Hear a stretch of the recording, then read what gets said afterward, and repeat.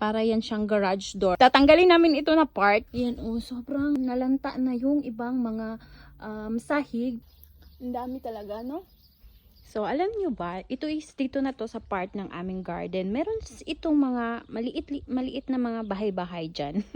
Bahay-bahay. So, tinatawag ko yung sari-sari store. Pero, hindi ko alam kung ano yung nilagay nila dito noon. But, maliit lang siya. Hindi naman siya tulugan. Pero, siguro nilagyan nila ng mga gamit. But, yung nasa dulo is tatanggalin namin yun dahil sobrang sira na. Sabi nga nung iba is mga barracks daw. Pero hindi ko talaga alam dahil hindi ko din alam kung anong history nitong bahay. So, ito is dito na ito part ng garden and yan naman yung bahay. So, ito dito is ginawa na ito ngayon ni asawa na working, ayan oh, working room. So, meron yan siyang mga lagayan siguro ng mga tools. So, hindi na lang namin ito tatanggalin dahil magagamit namin to. So, kailangan talaga ng linis. And tingnan nyo naman, may ano na dyan. May mga naka-build na dyan na mga kanangkuan cabinets. So, yan. Ito yung aming shurak. Kailangan pa yan naming pinturahan. And, dito naman is yung may bintana is dyan yan sa yung parang may yung inopen natin. At dito naman, hindi ko to ma-open dahil para yan siyang garage door. Pero ang nakalagay siguro dyan noon is yung kanilang mga motorcycle or bike. So ito naman, para talaga itong sari-sari store. Kasi may mga bintana. So ito ang inilagay ko dito itong mga tools namin. So o di ba, hindi na kami kailangan na gumawa ng or bumili ng tool house. Dahil yung garden tools ko ay nandito na.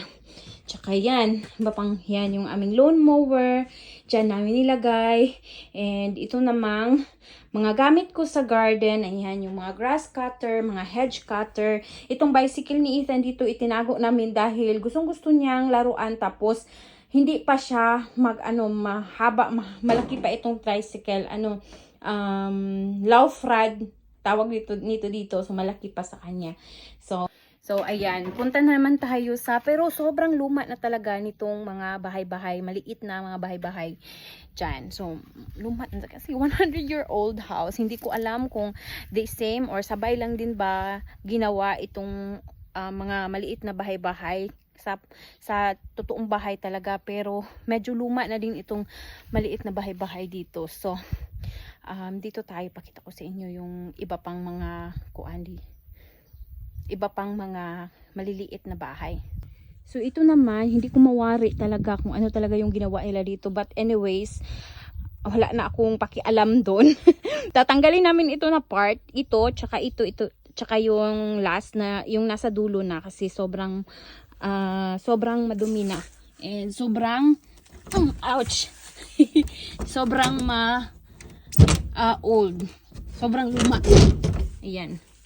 So, yan yung loob.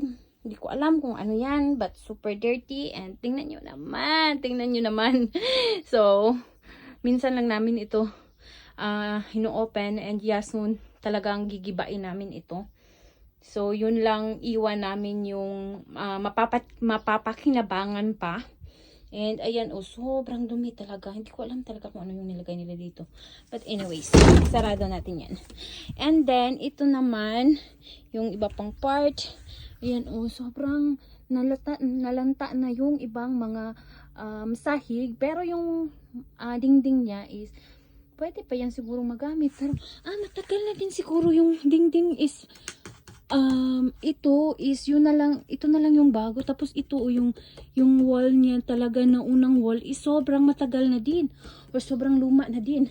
And ito naman, nilagyan namin ito ng mga, dito namin itinapon yung mga nakuha namin na, yung mga nirenovate namin doon sa loob. Tapos yung mga kahoy, yan, may door dyan. Yung sinira namin na door, dito namin nilagay. Dahil, may isang room nga dito na spare room. Pero ito, tatanggalin din namin ito.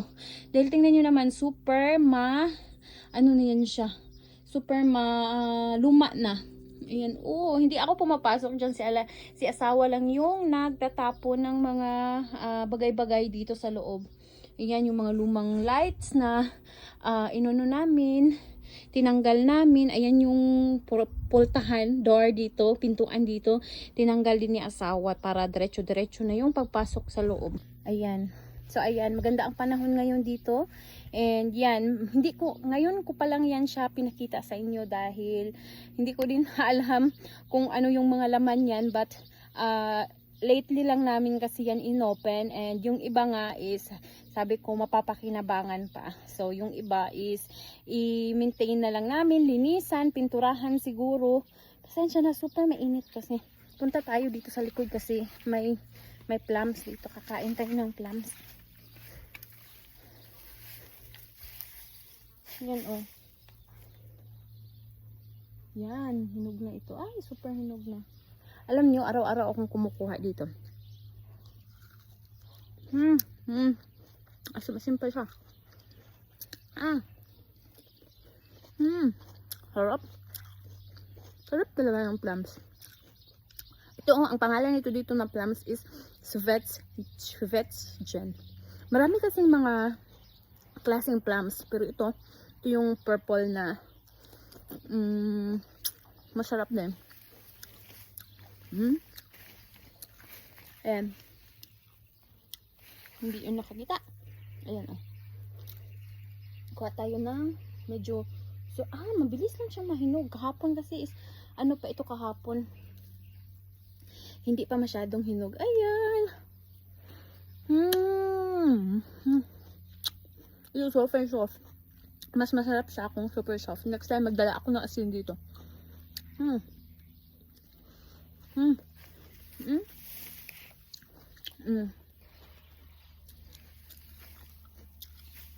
Ayan. Ang dami talaga, no? Ang dami talaga. Ito pa. Dito pa. Ayan. Halos maano na. Halos yumuko na yung mga sanga. Ayan. Patayin yung isa. Sarap.